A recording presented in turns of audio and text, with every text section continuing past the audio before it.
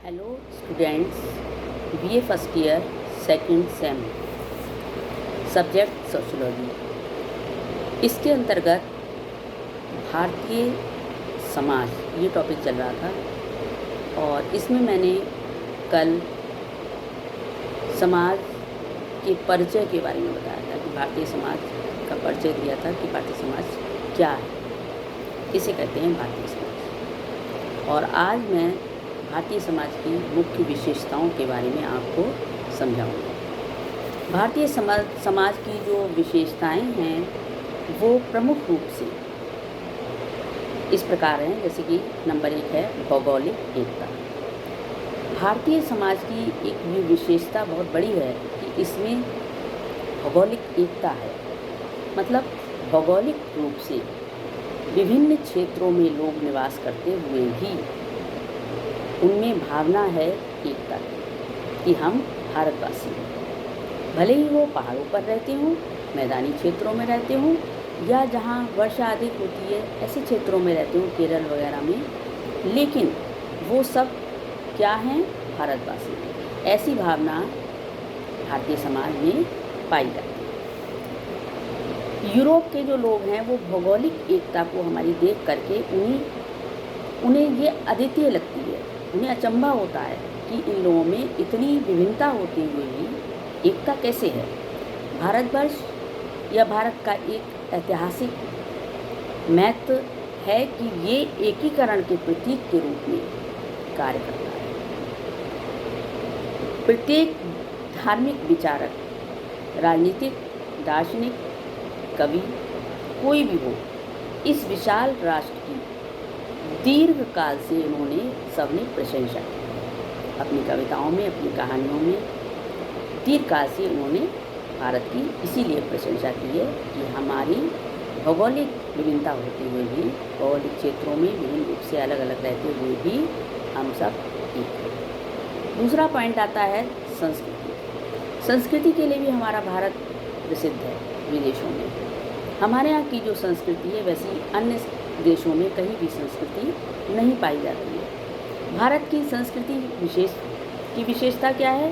यहाँ के जो रीति रिवाज हैं, जो परंपराएं हैं, ये विभिन्न तरीके से अलग अलग हैं, लेकिन इसके बावजूद भी सब लोगों में सांस्कृतिक एकता पाई जाती है। प्राचीन काल का इतिहास इस बात का साक्षी है, हमारी एकता का साक्षी है।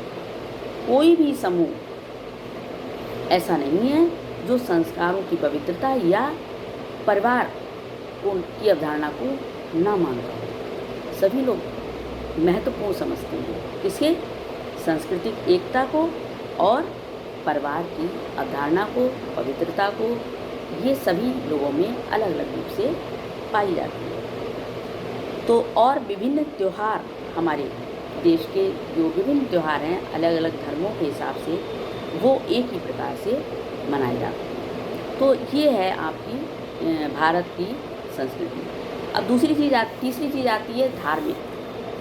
हमारा देश कैसा देश है? विभिन्न धर्मों का देश है। हमारे देश में विभिन्न धर्मों के लोग रहते हैं, विभिन्नता में एकता कही जाती है। तो विभिन्न धर्मों के लोग हमारे यहाँ रहते हैं, जैसे हिंदू हैं, मुस्लिम हैं, सिख हैं, ईसाई हैं, जैन हैं, बौद्ध हैं। ये सब हमारे भारतवर्ष में एक साथ रहते हैं।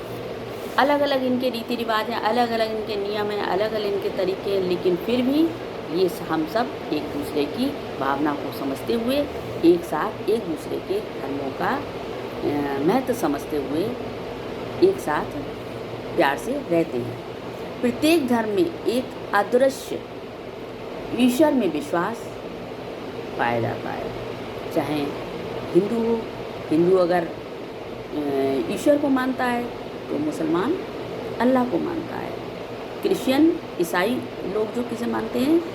ईसा मसीह को मानते हैं। इस तरीके से अपने अपने धर्मों के प्रति अलग अलग हैं और उन सब का सम्मान करते हैं और उनमें विश्वास करते हैं। सभी लोग अपने अपने धर्म के ईश्वर में विश्वास करके अपना कार्य चलाते हैं। चौथा है राजनीति। प्राचीन काल में सभ्यता के प्रारंभ से ही धार्मिक एवं सांस्कृतिक समरसता विद्यमान रही है। राजाओं ने क्षेत्रों पर विजय प्राप्त करके सार्वभौमिक अधिपति बनने का प्रयास किया था। प्राचीन काल में जो राजनीति हुआ करती थी वो परंपरागत रूप से हुआ करती थी। जो राजा हुआ करता था उसका पुत्र या उसका आगे आने वाला वंशज ही पदाधिकारी हुआ करता था, और या फिर जो राजा लोग एक दूसरे से युद्ध करते थे तो युद्ध करके जो जीतता था वो उस राज्य का राजाधिकारी हुआ करता था। तो इस तरीके से राजनीति हुआ करती थी। आज की राजनीति में बहुत ज़्यादा परिवर्तन आ गया है। आज की राजनीति क्या है कि लोगों के द्वारा चुनाव होता है और जो व्यक्ति चुन करके जाता है सरकार में वो व्यक्ति उसको अधिकारी पूर्ण रूप से माना जाता है, देश को चलाता है। नेक्स्ट है प्रजातियों की किस्में। हमारे देश में प्रजातियों की भी बहुत सारी किस्में हैं। जाति के अंतर्गत प्रजातियां होती हैं और प्रजातियों की बहुत सारी किस्में हैं।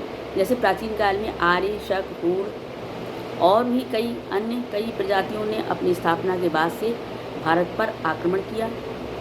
फिर भी भारतीय मिट्टी ने अपने सभी जातीय मतभेदों को दूर करके वे सभी भारतीय बन गए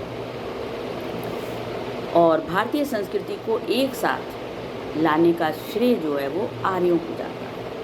तो इस तरीके से ये हमारी भारतीय समाज की विशेषताएं रही हैं और नेक्स्ट आगे मैं भारतीय समाज की संरचना मैं नेक्स्ट वीडियो में आपको समझाऊंगी। Thank you.